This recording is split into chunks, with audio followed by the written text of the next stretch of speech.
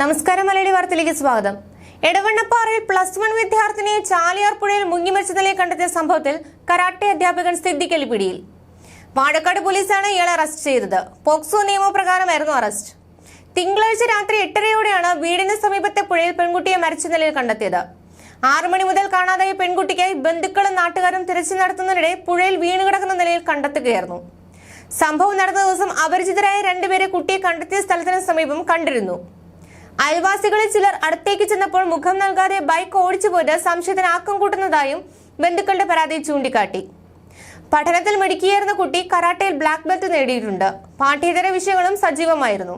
സംഭവത്തിൽ ദുരൂഹത ആരോപിച്ച് കുടുംബം രംഗത്തെത്തുകയായിരുന്നു. 17-കാരിയായ പെൺകുട്ടിയെ കരാട്ടെ അധ്യാപകൻ നിരന്തരം പീഡിപ്പിച്ചിരുന്നതായി ആരോപിക്കുന്നു. സംഭവത്തിൽ ഇയാൾക്കെതിരെ പോക്സോ കേസ് നൽകാനിരിക്കെയാണ് പെൺകുട്ടിയെ മരിച്ച നിലയിൽ കണ്ടെത്തിയത്. പെൺകുട്ടി ആത്മഹത്യ ചെയ്യില്ലെന്നും കുടുംബാംഗങ്ങൾ വ്യക്തമാക്കി. കടുത്ത മനപ്രയാസമുണ്ടായിരുന്നെങ്കിൽ നീതിക്കായി പോരാടാൻ അവൾ തീരുമാനിച്ചിരുന്നുവെന്നും അവർ പറയുന്നു. പ്രതി മറ്റു പെൺകുട്ടികളെയും പീഡിപ്പിച്ചിരുന്നുവെന്നും വേറെ 2 പോക്സോ കേസുകളിൽ പ്രതിയാണെന്നും മരിച്ച പെൺകുട്ടിയുടെ സഹോദരിമാർ വെളിപ്പെടുത്തി. പീഡനത്തെക്കുറിച്ച് ഇയാളോട് ചോദിച്ചപ്പോൾ ആദ്യം ഒഴിഞ്ഞു മാറിയെങ്കിലും പിന്നീട് തെറ്റ് പറ്റിപ്പോയതിനെ ഏറ്റുപറഞ്ഞതായും സഹോദരിമാർ വെളിപ്പെടുത്തി. താൻ നേരിട്ട പീഡനങ്ങളെക്കുറിച്ച് പെൺകുട്ടി കോഴിക്കോട്ടെ ശിശുക്ഷേമ ഓഫീസിലേക്ക് പരാതി അയച്ചിരുന്നു. ഇത് കൊണ്ടോട്ടി പോലീസിന് കൈമാറിയതിനെ തുടർന്ന് അവർ മൊഴിയെടുക്കാൻ വന്നെങ്കിലും പെൺകുട്ടി സംസാരിക്കാവുന്ന അവസ്ഥയിലല്ലായിരുന്നുവെന്ന് പറയുന്നു. 10ാം ക്ലാസ്സിൽ മികച്ച മാർക്കോടെ വിജയിച്ച പെൺകുട്ടി +1-ൽ പഠനമിടയ്ക്ക് നിർത്തിയിരുന്നു. ചാലിയാർ പുഴയിൽ വെള്ളത്തിൽ കമഴ്ന്നു കിടക്കുന്ന നിലയിലായിരുന്നു മൃതദേഹം കണ്ടെത്തിയത്. അധികം വെള്ളമില്ലാത്ത ഭാഗമായിരുന്നു ഇത്. കുട്ടിയുടെ മൃതദേഹത്തിൽ മേൽവസ്ത്രം ഉണ്ടായിരുന്നില്ല. ഒരു ചെരുപ്പ് മാത്രമായിരുന്നു മൃതദേഹത്തിൽ നിന്ന് കണ്ടെത്തിയത്. ജീവൻ ഒടുക്കിയെന്ന് കരുതാവുന്ന അവസ്ഥയിലല്ല പെൺകുട്ടിയുടെ മൃതദേഹം കണ്ടെത്തിയതെന്ന് കുടുംബാംഗങ്ങളും നാട്ടുകാരിൽ ചിലരും പറയുന്നു.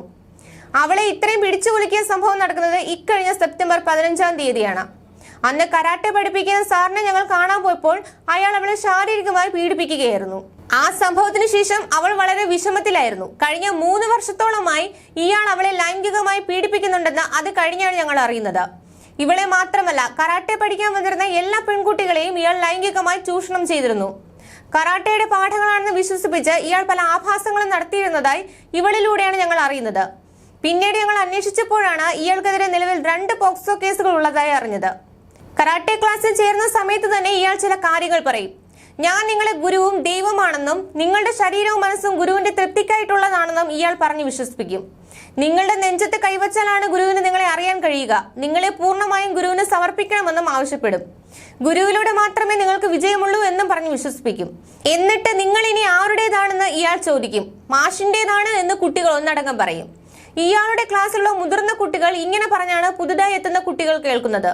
ഇതൊരു ഗ്രാമപ്രദേശമാണ്. മാത്രമല്ല ഇവിടെ ചേരുന്നതെല്ലാം ചെറിയ കുട്ടികളുമാണ്.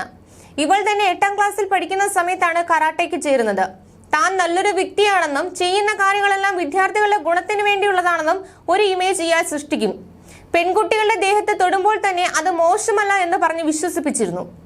റിലാക്സേഷൻ വർക്ക് എന്ന് പറഞ്ഞ് കയറിയിരിക്കുന്നത് ശരീര വളർച്ച എത്തിയ പെൺകുട്ടികളുടെ ദേഹത്താണ്.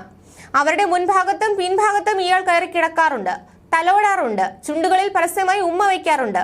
ഇതെല്ലാം സാധാരണ കാര്യങ്ങളാണെന്ന് വരുത്തി തീർക്കുകയായിരുന്നു. തീർത്തും നിസ്സഹായരായ ഒരു കൂട്ടം ജനങ്ങൾക്ക് വേണ്ടിയാണ് ഞങ്ങൾ സംസാരിക്കുന്നത് എന്നായിരുന്നു പെൺകുട്ടി നേരിട്ട പീഡനങ്ങളെ കുറിച്ച് സഹോദരിമാർ പറഞ്ഞത്. ന്യൂസ് ഡെസ്ക്, മലയാളി വാർത്ത.